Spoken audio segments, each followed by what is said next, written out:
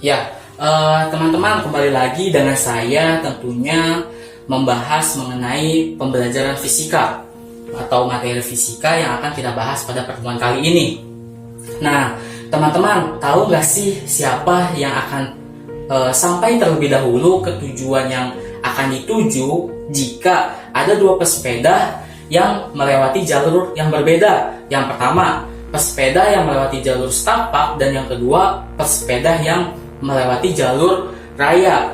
Nah, siapa sih dari kedua pesepeda itu yang akan sampai dahulu di tujuan yang akan mereka tuju? Jika teman-teman ingin tahu, maka teman-teman harus mengikuti materi ini dari awal sampai akhir. Oke, materi pada pertemuan kali ini yaitu mengenai hukum Ohm. Nah, sebelum kita membahas apa sih hukum Ohm itu, kita harus membahas terlebih dahulu materi sebelumnya, yaitu mengenai kuat arus. Teman-teman ada yang masih ingat apa itu kuat arus? Ya, kuat arus adalah banyaknya muatan listrik yang mengalir per satuan waktu, di mana dapat kita tuliskan menjadi I sama dengan delta Q per delta T, di mana I-nya sendiri itu adalah kuat arus, dan delta Q-nya adalah jumlah muatan, dan delta T-nya adalah interval waktu yang digunakan saat muatan bergerak.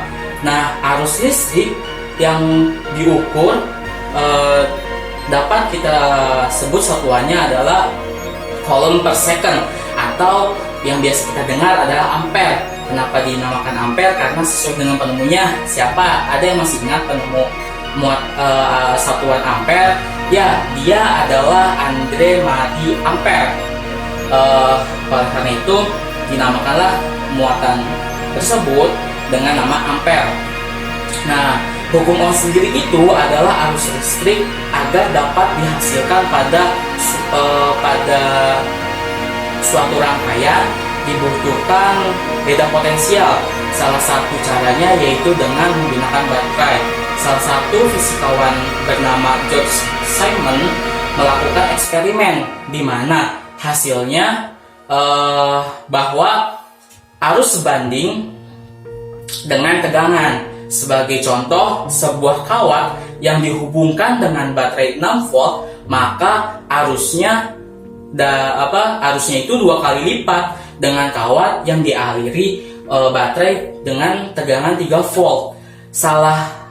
Selain tegangan, terdapat juga hambatan yang mempengaruhi nilai arus listrik. Oleh karena itu, George Simon Ohm menemukan fakta bahwa yang sekarang dikenal dengan hukum Ohm yang berbunyi kuat arus dalam suatu rangkaian berbanding lurus dengan tegangan pada ujung rangkaian dan berbanding terbalik dengan hambatan rangkaian, atau bisa juga dituliskan dalam persamaan matematis, yaitu V sama dengan I kali R, di mana V-nya itu adalah tegangan, I-nya itu kuat arus atau ampere, R-nya itu adalah hambatan listrik.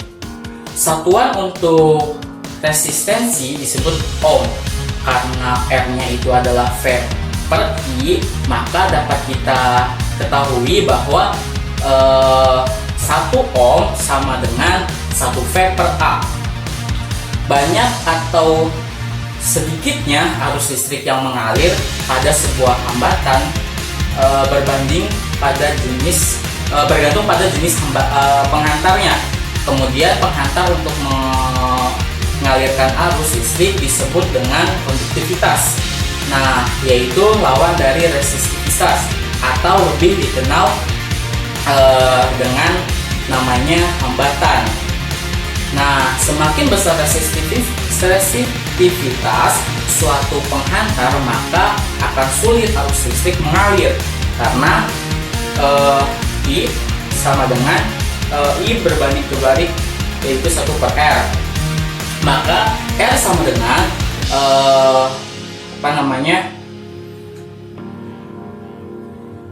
Rho dikali I per A, di mana R-nya itu hambatan listrik dan Rho-nya itu hambat jenis, dan I-nya itu panjang penghantar, dan A-nya itu luas penampang penghantar.